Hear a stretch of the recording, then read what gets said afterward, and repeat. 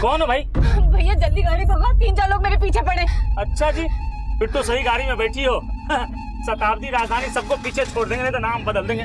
जय बजरंगबली।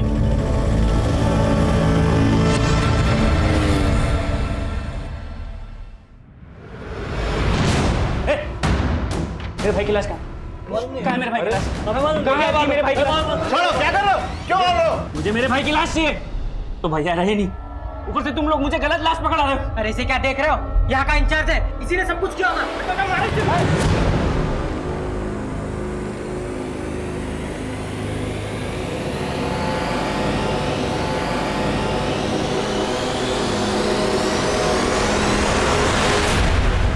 सही में गुंडा लोग ने पगलेठी होगा। बताइए, इतनी सुंदर लड़की को मारना चाहता है। अरे जिस पे जान लुटाना चाहिए उसको मारना चाहता है। बताइए, धरती पे ऐसा पगलेट मिलेगा कहीं?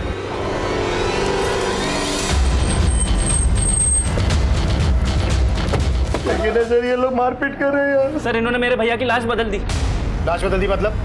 सर, मेरे भैया नरेश का सोना रोड पे मर्डर हुआ था। मर्डर? हाँ साहब, एक टेम्पो उन्हें उड़ा के चला गया। पहले बोले डेथ एक्सीडेंटल है, और अब जब हम अंतिम संस्कार के लिए बॉडी लेने आए तो ये लोग हमें गलत बॉडी दे रहे हैं। विवेक, क्या कह रहा है तू? तेरे नरेश भैया जिंदा है। आप कौन? सर, ये मेरी भाभी है, नरेश भैया की बीवी। पर ये तो बोल रही है कि नरेश जिंदा है और तुम बोल रहे हो सर, इनकी दिमागी हालत ठीक नहीं है। भाभी आप घर जाइए, मैं यहाँ सब निपटा के आता हूँ। एक मिनट, जट, आपको जो भी कहना है कहिए। साहब, हमारे साथ कोई मजाक कर रहा है। वो लाश नरेश जी की थी नहीं, तो हम कैसे मान ले कि वो मर गए हैं? सर, ये शिनाख्त के लिए नहीं गई थी। सोना पुलिस ने नरेश भैया की बॉडी मुझे दिखाई थी। भाभी ने उनकी बॉडी तब देखी जब हम उन्हें अंतिम संस्कार के लिए ले जाने आए। गलत बॉडी देख के भाभी को लग रहा है नरेश भैया जिंदा है। पर तू तो कह रहा है कि तेरे भैया का एक्सीडेंट नहीं हुआ था, मर्डर हुआ था। किसी पर शक जताया था? हाँ, नरेश भैया ओवरसियर थे। एक कॉन्ट्रैक्टर अपना प्रोजेक्ट पास करवाने के लिए उन्हें रिश्वत देने की कोशिश कर रहा था। उन्होंने उस कॉन्ट्रैक्टर के खिलाफ एक्शन लिया था, उसी ने मरवाया होगा नरेश भैया को। बस कर विवेक, तू। मैं कह रही हूँ तेरे भैया जिंदा है। अभी आप बीच-बीच में क्यों बोल रहे हैं? मैं बात कर रहा हूँ। तू बार बार अपनी भाभी को चुप क्यों करवा रहा है? कहीं ऐसा तो नहीं है कि ये सब तेरा ही झोल मोल है? सर, अब आप भी सोना पुलिस की जैसी बातें कर रहे हैं। मैंने उन्हें कहा था नरेश भैया का एक्सीडेंट जानबूझकर करवाया गया है, लेकिन उन्होंने मेरी बात नहीं मानी। और अब इन्होंने जब बॉडी बदल दी है तो आप इनको बचा रहे हो। हम किसी को नहीं बचा रहे हैं, समझा? क्या चक्कर है? क्या बोल रहे हैं? लाश बदल दी? सर, इन लोगों को गलतफहमी हुई है। 9 नंबर की लाश इनकी थी, इनको दे दी हमने। अरे नंबर से हमें क्या लेना देना? पीछे रह के बात कर। सर, हमारे भैया को पहचानेंगे नहीं क्या? उनकी बॉडी अंदर है ही नहीं, इन्होंने कहीं गायब कर दी। तेरे नरेश भैया का फोटो है तेरे पास? सिंह, इसका नाम, नंबर और एड्रेस ले लो। जाइए जाइए, आप लोग आप भी जाइए, जाइए जाइए। करण, सोना पुलिस से जाके पता करो कि ये एक्सीडेंट का क्या चक्कर है। मैं तब तक यहां पर देखता हूं कि ये लाश वास्तव में बदली गई थी क्या फिर कहानी कुछ और है। अच्छा हुआ कि चटाई गाड़ी में था, नहीं तो ये भी खरीदना पड़ जाता। करती क्या हो तुम? हम तेरे जैसों को हक देते हो, दिलाते हैं। सही में जब से तुम गाड़ी में बैठी हो ना, एकदम इम्प्रेस कर दिया हमको।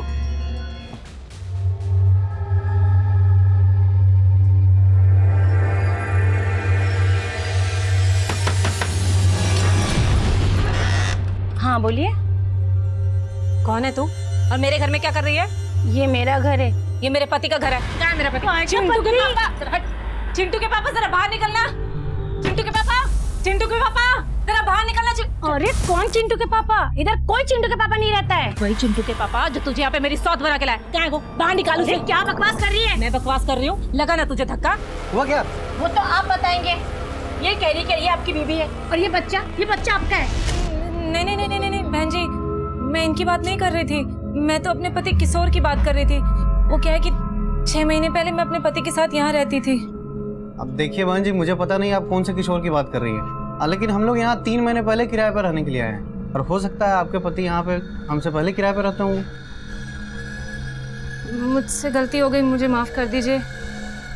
चल चिंटू। सर, मैंने सोना पुलिस से बात की थी। सोना पुलिस को जो लाश सोना रोड पे मिली थी वो इसकी थी। और विवेक बोल रहा है कि उसने शिनाख्त की थी। सर, सोना पुलिस ने वहां के लोगों से पूछताछ की तो सामने आया कि एक्सीडेंट नरेश का ही हुआ था, और वो उन्हें एक्सीडेंट नहीं बल्कि सुसाइड लग रहा था। सुसाइड? हाँ सर, और वहां के कुछ लोगों ने भी विटनेस किया है कि नरेश ने खुद टेम्पो के आगे आकर अपनी जान दी।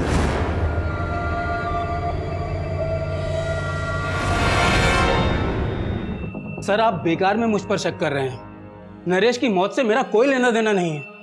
हमने पता किया है, तुमने नरेश को रिश्वत ऑफर की थी अपना प्रोजेक्ट पास करवाने के लिए। सर हर कॉन्ट्रैक्टर ऐसा नहीं होता है। आप पहले नरेश के बारे में पता तो कीजिए। वो दिमाग से खिसका हुआ है, दिमाग की बीमारी की दवाई भी लेता था। अच्छा सर मैं झूठ नहीं बोल रहा हूँ, गुस्सा तो उसकी नाक पे चढ़ा रहता था और मैंने तो बस मिठाई का डब्बा उसको भेजा था।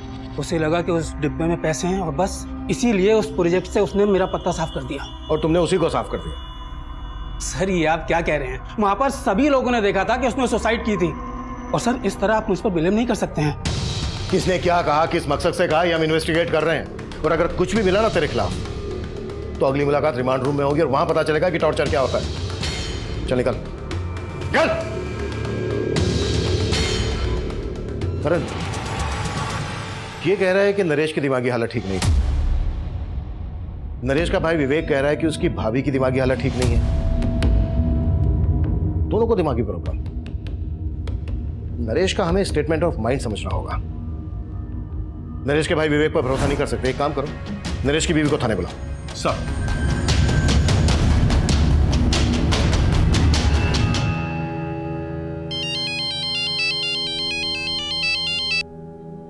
हाँ दिनेश बोलो। दी तुम अब तक गाँव नहीं आई वापस? नहीं दिनेश, जब तक किशोर जी का पता नहीं लग जाता हम गांव नहीं आएंगे वापस। अरे दीदी कोई फायदा नहीं है वहाँ रुकने का, जीजा जी अब मिलने वाले नहीं है। क्यों क्यों नहीं मिलने वाले? अरे दीदी उनने अपना पता बदल दिया और तुम्हें बताया तक नहीं। अब कैसे उन पर भरोसा कर सकती हो? मैं बोल रहा हूँ वो तुम्हें धोखा देके गायब हो गए। अब वहाँ भटकने का कोई फायदा नहीं है, चुपचाप गाँव वापस लौट आओ। देखो दिनेश, हम गांव वापस नहीं आएंगे और वैसे भी जहाँ किशोर जी काम करते हैं उस फैक्ट्री का हमें पता चल गया है। हम वहीं जा रहे हैं उनके पास। दीदी हेलो मम्मी मुझे भूख लग रही है।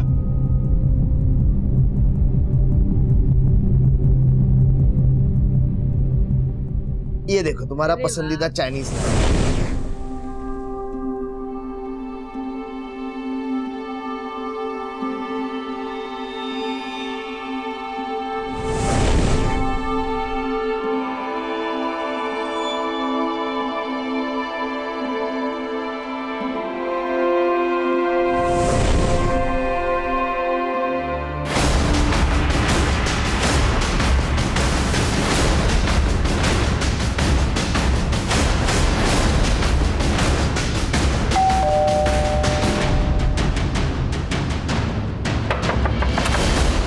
दरवाजा खोलने में इतनी देर क्यों लगा दी?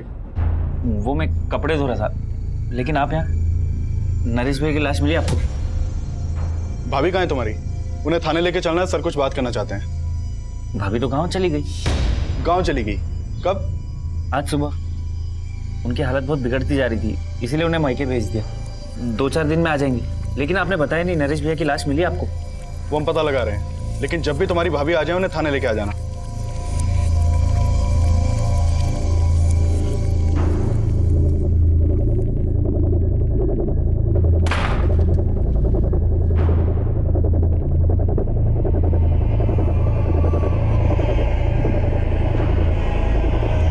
ज्यादा आवाज निकालने की कोशिश मत करो, वरना भैया की तरह आपके भी प्राण निकल जाएंगे।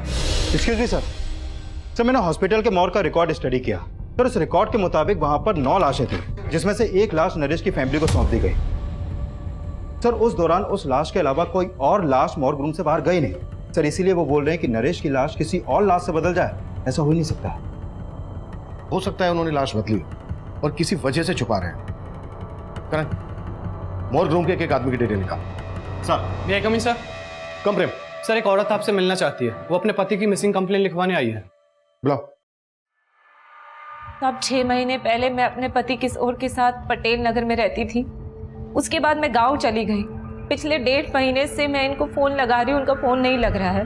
उसके बाद मैं गांव से शहर आई और अपने घर गई तो पता चला कि उन्होंने बहुत समय पहले ही मकान खाली कर दिया है।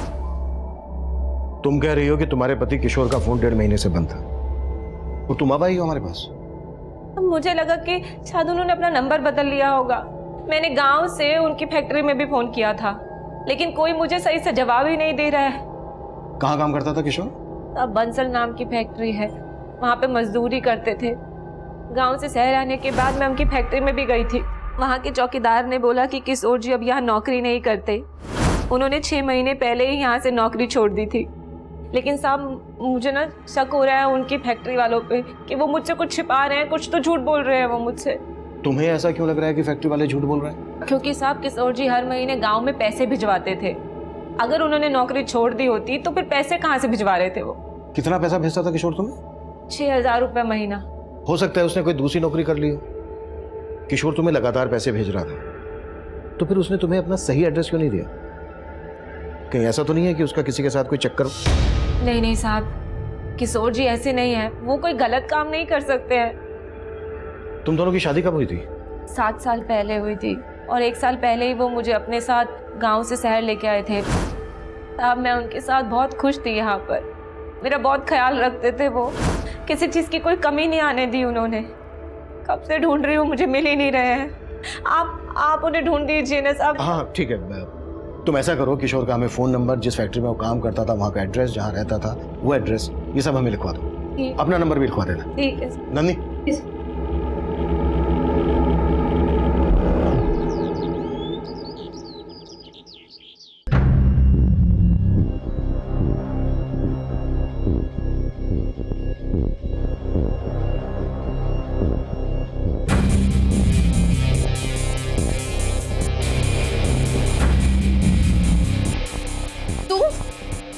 तू यहाँ क्या कर रही है? चल निकल यहाँ से। अरे क्या हुआ खुशबू, काय शोर मचा रही हो?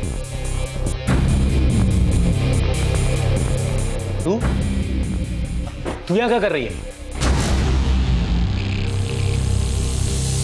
तुम क्या देख रहे हो? आरती उतारोगे क्या इसकी? निकालो बाहर इसे। छोड़ो। बोला ना, चल।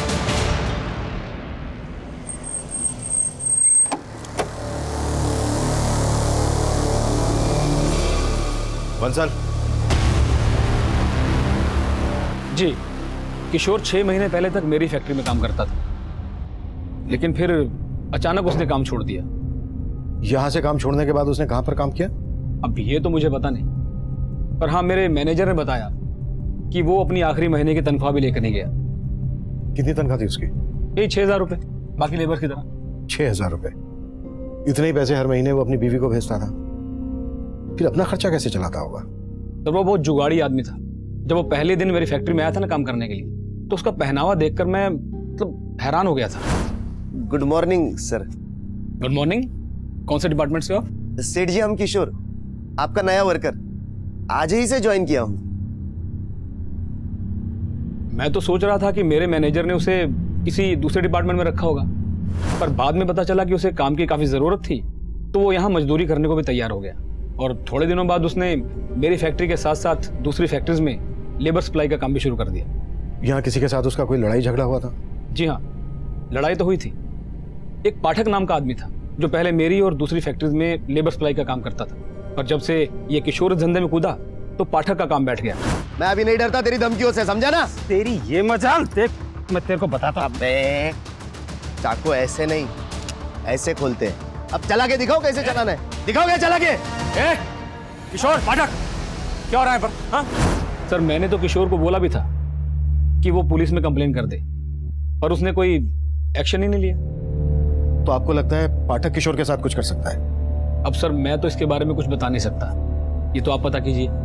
पर सर किशोर का इस तरह से गायब होना मुझे कुछ ठीक नहीं लग रहा है। ठीक है सर, इस बंसल की बातें भी कुछ अटपटी सी लग रही हैं। कहीं हमसे कुछ छुपा तो नहीं रहा? पता करो इसके बारे में, और फैक्ट्री के दूसरे स्टाफ से भी बात करो, और बंसल जिसका नाम ले रहा है पाठक, उससे भी मिलो। सर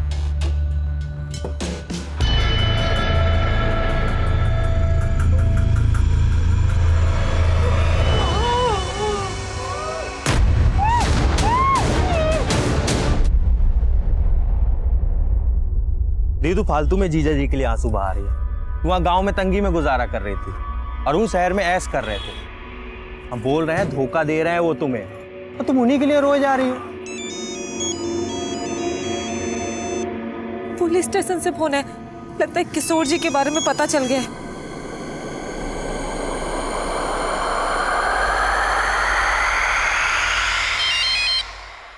हाँ सिंह। सर मैंने पाठक के बारे में पता किया, वाकई किशोर से उसका 36 का आंकड़ा था। उठा लाओ। सर वो काफी दिन से गायब है। सर गुरुग्राम रेलवे स्टेशन के पास उसकी एक दुकान है, लेकिन दुकान भी काफी दिन से बंद पड़ी है। किशोर फिलहाल कहाँ रह रहा था, कुछ पता चला? सर उसका मोबाइल नंबर उसके पुराने एड्रेस पे रजिस्टर्ड है, लेकिन सर वो घर उसने 6 महीने पहले ही छोड़ दिया था। किशोर अपनी वाइफ को हर महीने पैसे ट्रांसफर करता था, उसके बैंक अकाउंट से उसका एड्रेस पता करो। Okay? Jain sir. Jain sir मैंने किशोर की बीवी से बात की। वो पाठक के काम से जुड़ी कोई भी बात नहीं जानती है। नरेश की बीवी आने वाली थी, कब आ रही है? हाँ सर, विवेक ने बोला तो था कि वो कल गांव से आने वाली है। और सर इस मॉग इंचार्ज के बारे में भी कई बातें पता चली हैं। जैसे? उसके कॉल रिकॉर्ड में एक सस्पिशियस नंबर मिला है जो कई दिनों से बंद है। किसका नंबर है? सर वो नंबर इस महेश नाम के लड़के का है। इसके घर में भी ताला लगा है।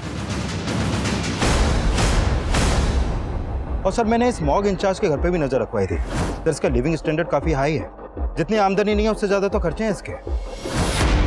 मैंने भी नोटिस किया था, काफी महंगा स्मार्टफोन था उसके हाथ में, वॉच, चेन सब पहने थे। एक मॉर्ग इंचार्ज के पास इतना पैसा, कुछ तो है जो ठीक नहीं है। करण, उठा लो और तोड़ो। साहब दरअसल मैं लाश बेचने का धंधा करता हूँ साहब। जो लावारिस लाश मेरे मॉर्ग में आती है, जिनकी शिनाख्त नहीं होती, सरकार हमें उनके क्रियाक्रम करने के 5,000 रुपये देती है। वो पैसे मैं जेब में रख लेता हूँ और लाश बेच देता हूँ साहब। किनको बेचता वो लाश? प्राइवेट मेडिकल कॉलेजेस को साहब, वो रिसर्च करने के लिए लाश खरीद लेते हैं। ये नरेश की लाश कहाँ है? वो गलती से मेडिकल कॉलेज चली गई, वहाँ दूसरी लाश जानी थी। कौन सी लाश? महेश नाम का एक लड़का है जो मुझे वो लाश सप्लाई करता है जिनका कोई रिकॉर्ड नहीं होता। कुछ दिनों पहले उसे एक लाश मिली थी जिसे मैंने 10,000 रुपये में खरीदा। महेश का मिलेगा अभी? सर वो पता नहीं, जब से उसे इन सब का पता चला है तब से वो गायब हो गया सब। हॉस्पिटल चल के वो लाश हमें दिखा अभी। और हाँ, उस मेडिकल कॉलेज का नाम क्या है?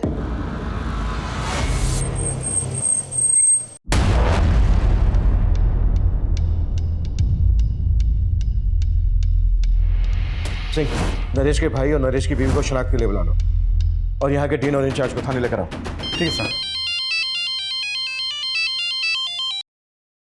हाँ करण। सर महेश ने जो लाश मॉर्ग इंचार्ज को दी थी मैंने उसको देखा अभी, तो मुझे लग रहा है ये लाश शायद किशोर की हो सकती है। What? सर बस मुझे लग रहा है, आई एम नॉट श्योर। तुरंत बायोमेट्रिक करके पता करो। और किशोर जहाँ रह रहा था पता चला? हाँ सर, उसका एक दूसरा एड्रेस मिला बैंक से। ठीक है, उसके एड्रेस पे जाके देखते हैं। मुझे एड्रेस मैसेज करो। सर नरेश के भाई के नंबर पे कॉल किया, उसका नंबर नहीं लग रहा है। नरेश का भाई बोल रहा था कि उसकी भाभी गांव से आकर हमसे मिलने वाली थी, वो भी नहीं आई। सिंह, उसके घर जाके देखो। ठीक है सर। साहब क्या हुआ? साहब उस लड़की ने मेरा जीना हराम कर दिया। कौन लड़की? साहब उसने मेरे घर से गहने जेवर सब चुरा लिए और मुझे बांध के भाग गई। अरे वो तो ठीक है, लेकिन ये बताओ कौन है वो लड़की? वो इनकी बेटी है सर, और वो कोई नहीं, वो मैं हूँ। ये रहे वो गहने जो मैंने अपने ही घर से चुराए। मैंने इनको यहाँ भागते हुए देखा तो मैं भी यहाँ आ गई, क्योंकि इससे पहले ये मेरे खिलाफ कुछ बोले तो मैं अपनी बात आपके सामने रखूं। कोई बात नहीं साहब, चोर है तू, पकड़ लो साहब इसको। भागी नहीं जा रही हूँ मैं कहीं। सर पहले आप मेरी बात सुन लीजिए, अगर फिर भी लगे कि मैं गलत हूँ तो कर देना मुझे अंदर। ठीक है, बोलो। बेटी हूँ मैं इनकी, और इनकी जायदाद पर कानूनी मेरा भी अधिकार है, लेकिन इनके बेटे और इनकी बहू यानी मेरे भैया और भाभी मुझे मेरा हक देना ही नहीं चाहते। कहते बाप की संपत्ति में बेटी का कोई हक ही नहीं होता। और जब मैंने कहा कि मैं कोर्ट का दरवाजा खटखटाऊंगी तो मेरे इस बाप और जो घर में बैठा है भाई, इन दोनों ने मेरे साथ बहुत ज्यादती की। देख संजय, तू सही नहीं कर रही है। और तुम ठीक कर रहे हो। देखो तुम किसी से जबरदस्ती नहीं कर सकते, तुम्हारे घर का मामला है, शांति से सुलझा लो, क्योंकि अगर हमने दखल दिया ना तो बहुत दिक्कत होगी तुम्हें, समझे?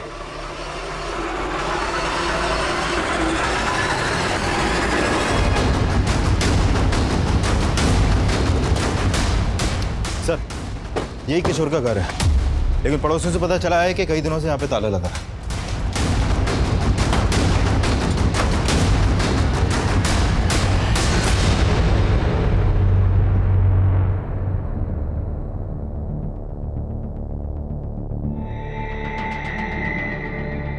हाँ ठीक है, थैंक यू। सर अंदर तो कुछ भी सस्पिशियस नहीं मिला। ये भी कम सस्पिशियस नहीं है कि जो आदमी 6 महीने पहले तक एक फैक्ट्री में मजदूर था, उसके बाद लेबर सप्लाई का काम करने लगा, वो इतने ठाठ से रहता हो। इस किशोर का करेक्टर को समझ में नहीं आ रहा है। शायद 2 नंबर का काम करता हो। किशोर की कुंडली निकालो और आसपास में भी पूछताछ करनी है।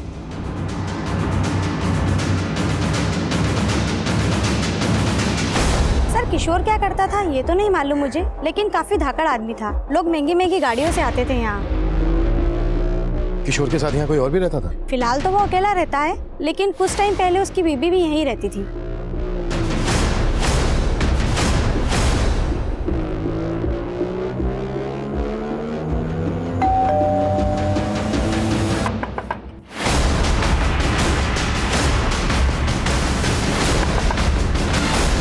सर आप ये हमेशा दरवाजा देर से क्यों खोलता है तू?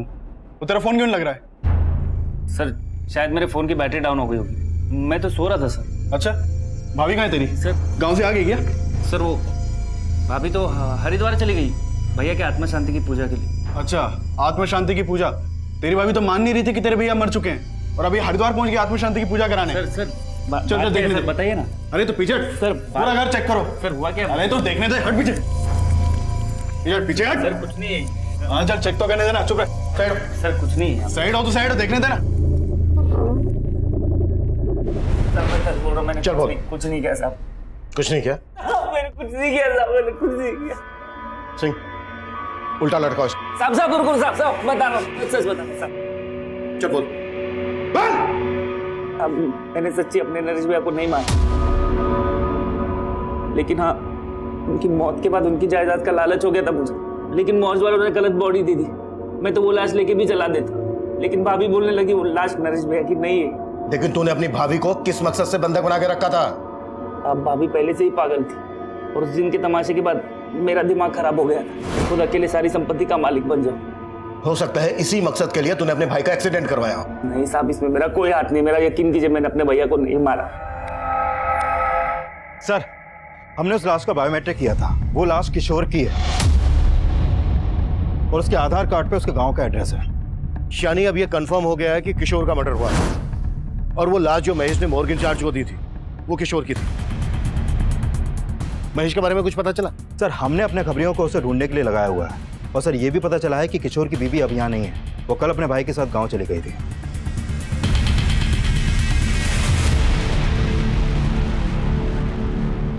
दीदी, खैर जो हुआ सो हुआ, भूल जाओ। हमको तो बस एक ही बात का डर है, अगर पुलिस वालों को उन बातों का पता लगा ना तो सिर्फ हम पर नहीं आप पर भी शक करेंगे। इसीलिए हम मना किए थे मत जाओ पुलिस वालों के पास।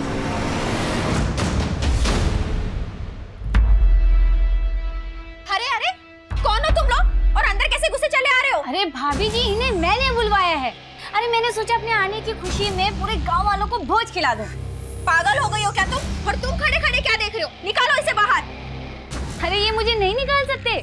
अगर इन्होंने मुझे निकाला ना तो तुम सब के सब जेल जाओगे। क्यों पापा जी? देख संध्या, तू चाहती क्या है? हिस्सा। चल दे दिया तुझे हिस्सा, मैं तुम्हें लिख के देता हूँ। पापा जी, अब मैं लिखे विखे पर भरोसा नहीं करूंगी। हाँ एक काम करते हैं, ये घर आप सब रख लो, लेकिन इस घर की आधी कीमत यानी कि 20 लाख रुपए कैश मुझे दे दो। कर लेते हैं समझौता। 20 लाख? भाभी जी, अगर 20 लाख नहीं दिए ना तो कोर्ट कचहरी पुलिस ये सब। पापा जी, भाभी जी तो नहीं समझ रहे, लेकिन आप तो समझ रहे हैं ना।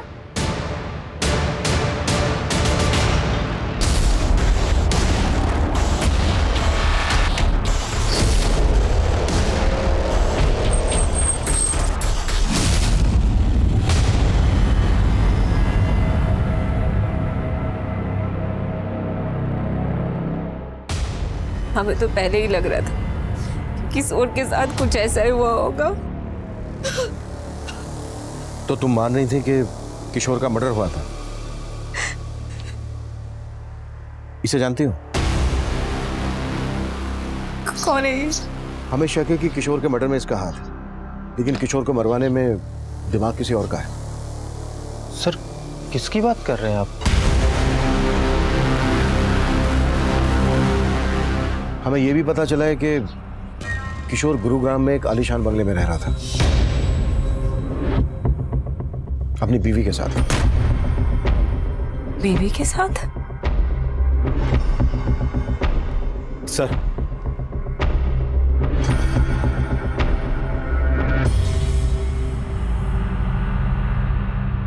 सर एक किशोर के बचपन का दोस्त है। इसने बताया है कि ललिता से शादी करने से 6 महीने पहले ही किशोर की किसी और लड़की से भी शादी हुई थी। हाँ साहब, वो उसके भाई किशोर से काफी नफरत पाल के बैठा था, तब उनके बीच में काफी मारपीट भी हुई। वो लड़की और उसका भाई अब कहाँ रहते हैं?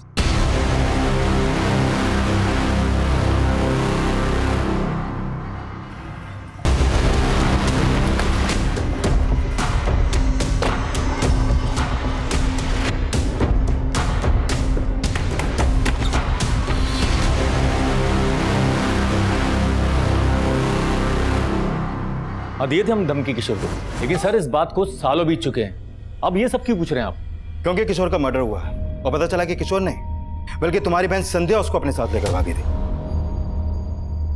और शहर जाकर किशोर को छोड़ के वो फिर से किसी और के साथ भाग गई और अभी 6 महीने पहले वो वापस किशोर की जिंदगी में आई और अभी रिसेंटली उसको किशोर के साथ गुरुग्राम के एक घर में देखा गया और उसी के बाद हमें किशोर की लाश मिली। कहाँ है संध्या? सर हमें नहीं मालूम। मालूम नहीं है? कहीं छुपा के रखा है उसे? अरे सर हम क्यों छुपाएंगे, हम तो उल्टा उससे पीछे छुड़ाना चाहते थे। आई थी वो यहाँ, लेकिन 6 महीने पहले हमें ही चूना लगा गई। ये घर आप सब रख लो, लेकिन इस घर की आधी कीमत यानी कि 20 लाख रुपए कैश मुझे दे दो। ये लो। थैंक यू पापा जी। नाराज हो, कोई बात। भाभी आप मेरी नजर उतारने वाली थी ना? हाथ कीजिए, ये लो मेरे नाम पे भोज खा लेना। संध्या यहाँ से कहाँ गई थी? जी सर हमें कुछ नहीं मालूम और हम मालूम भी नहीं करना चाहते वो कहाँ है। आपको उसके साथ जो करना है आप कीजिए।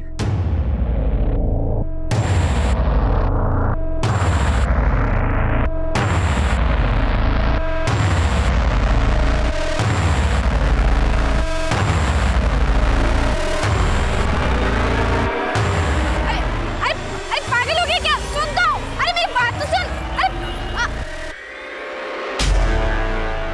सर संध्या के भाई और फादर से उसका एक नंबर मिला था जो काफी दिनों से बंद है। हो सकता है उसने कोई नया नंबर ले लिया हो, और अगर उसने कोई नया नंबर लिया है तो किसी ना किसी सर्विस प्रोवाइडर को उसने अपना आईडी दिया होगा। करण, टेलीकॉम कंपनी को संध्या का अपडेट भेजो, शायद उसका कोई दूसरा नंबर सामने आ जाए। Right sir.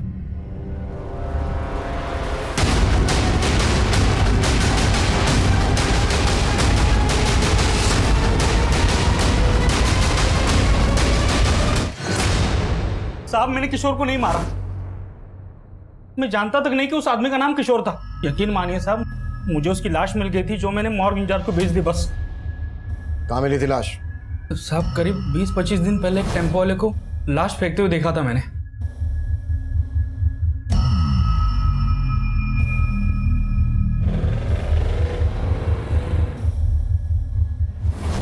सर एक मोबाइल सर्विस प्रोवाइडर ने संध्या के नाम एक नंबर अलॉट किया था, वो नंबर अभी सोनीपत में एक्टिव है।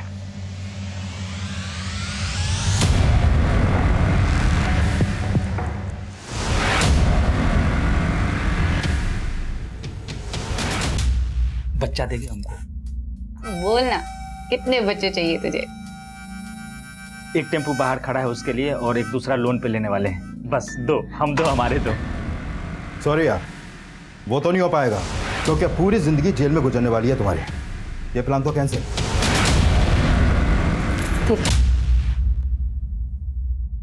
मैंने किशोर को प्यार के जाल में नहीं फंसाया सर, बल्कि सच तो यही कि मैं उससे बहुत प्यार करती थी, लेकिन उसके दिल में मेरे लिए प्यार नहीं। उसके लिए मैंने अपना घर छोड़ा, उससे भागकर शादी की, और उस कमीने ने मुझे कोठे पे बेच डाला। मुझे नहीं जाना, छोड़। पूरे 7 साल नरक की जिंदगी जी है मैंने सर। फिर 6 महीने पहले मैं किसी तरह वहां से भाग निकली।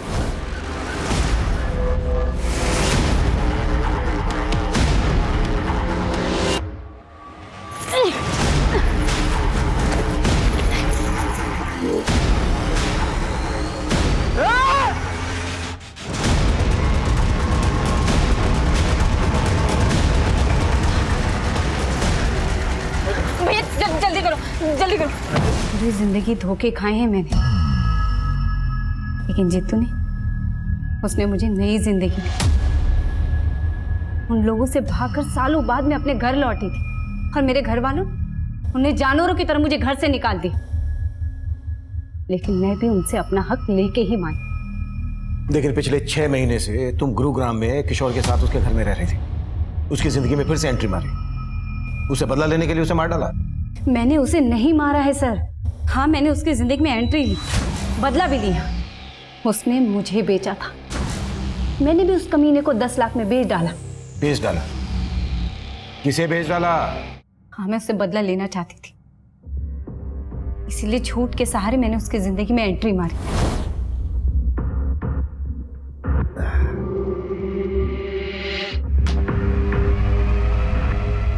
संध्या, प्रिया क्या कर रही है? तूने मेरी किस्मत बिगाड़ी थी ना, लेकिन मैं तेरी किस्मत संवार सकती हूँ। अच्छा?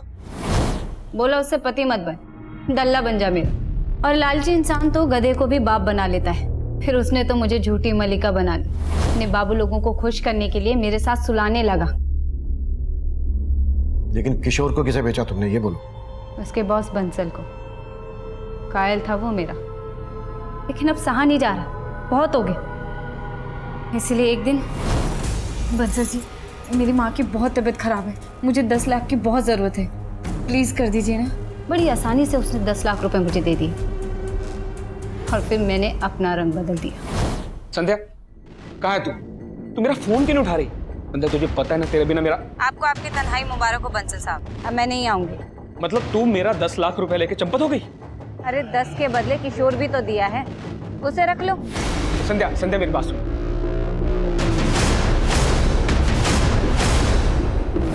मुझे नहीं पता कि किशोर के साथ बंसल ने क्या किया। सर, उसकी बीवी मेरे 10 लाख रुपए लेके भाग गई थी सर, तो मैंने उसे अपना कुत्ता बना लिया था सर।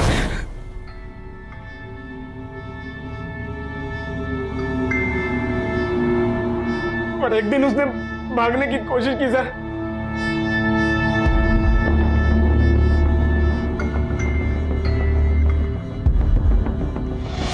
किशोर, किशोर! और सर, कुछ देर बाद मेरे आदमी ने आकर मुझे बताया कि किशोर मर गया है सर। नाम देखो, बुला के लग जा। और उसके बाद मैंने अपने एक और आदमी की मदद से किशोर का चेहरा खराब करवाया और सर टेम्पो से उसे कहीं दूर डंप करवा दिया सर।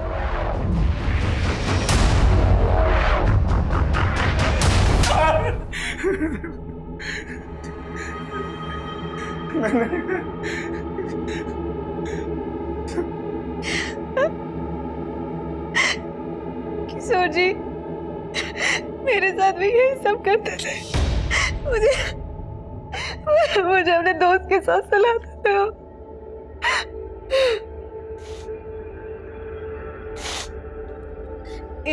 इन सब चीजों से थक कर मैं शहर से गांव भाग गई थी। ये बात तुमने हमें पहले क्यों नहीं बताई? मैं आपको बताना चाहती थी, फिर मैंने सोचा कि एक बार मुझे किशोर जी का पता चल जाए कि वो गायब कहाँ है। किशोर के चरित्र से जुड़ी बातें जो हमारे सामने आई, उस लिहाज से वो कभी भी किसी की भी नफरत का शिकार बन सकता था। वो जो करता आ रहा था वो पूरी तरह से गैर कानूनी था, अनैतिक था। उसके द्वारा किए जा रहे अपराध हर मोड़ पर दस्तक दे रहे थे, लेकिन ललिता ने इन दस्तक को पूरी तरह से नजरअंदाज किया। वहीं दूसरी तरफ संध्या ने उसकी असलियत हमें बताने के बजाय खुद बदला लेने का फैसला किया और अंजाम यह हुआ कि वो इस केस की विक्टिम होने के बावजूद अपनी जिंदगी को अपराध के रंग में रंग बैठी। अब मैं सीनियर इंस्पेक्टर अभिमन्यु जिंदल आप लोगों से विदा लेता हूं। आपसे फिर मुलाकात होगी एक नए केस के साथ। देखते रहिए क्राइम पेट्रोल दस्तक। मकसद बताना नहीं, बचाना है।